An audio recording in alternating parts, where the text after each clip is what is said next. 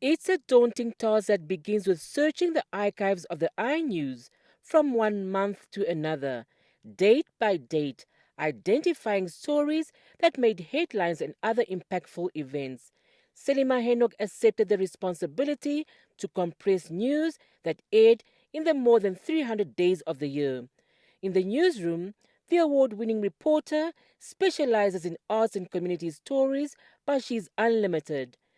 I love that because, especially when it comes to community stories, you get to go on the ground and also just find out the issues of the public and find solutions for them. And also, it also in a way prompts policymakers to make changes where there is a need. The art industry, I feel like it's an industry that is a bit neglected. And being a filmmaker, I just love reporting on it because I know that the potential that the art industry has in terms of skill development and also job creation. The governor of Bank of Namibia, Johannes Pavahap, explained that Henock took the task by the horn, and in this box is some of the hundreds of tapes she has sifted from.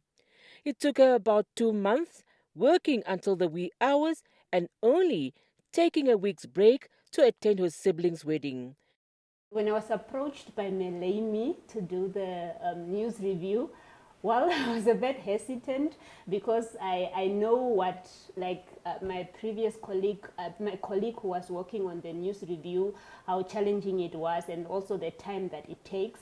But at the end of the day, I like challenges and I took up the challenge. And in the process of doing the whole news review, I was like, what did I get myself into? But it was a learning process. She thanked her employer for providing a training ground and creating an environment that encourages learning on the job. Asked what story pulled at her heartstrings, this is what she had to say. I think the story that really got to me was the one of Adrian, the boy that was murdered in Karibet, the 6-year-old. You're seeing that mother cry the way that she was crying, and I'm not a mother yet, but I could just feel the pain that she was feeling through the visuals. And also the fact that our reporter Emil Seibeb was on the ground and also just, picked up and heard from the mother herself, from the community, from the police, and he was on the ground to get that story for us. It translated to make us understand the impact that the media has in terms of getting the information out there. And also just one of the stories also that stood out for me was Never Walk Alone project, the initiative of Tim Mekanjo.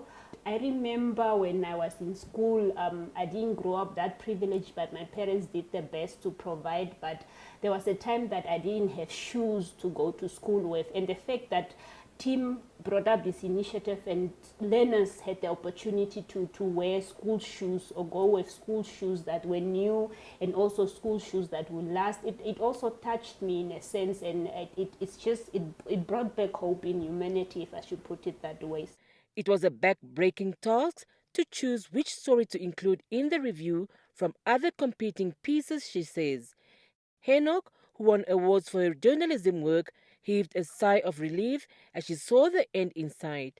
She encouraged her peers across the national broadcasters' newsrooms that even though they work long hours and at times may feel unappreciated, what matters the most is that their work makes a huge impact in society. I mean, there are stories that get aired, the people that do not have anything, and then the public calls in and then they offer, money or offer assistance in whatever way. That's an impact that you made in somebody's life, and it will come back to you in ways that you can never imagine. Lahia Tutale, NBC News, Cullinan Street, Windhoek.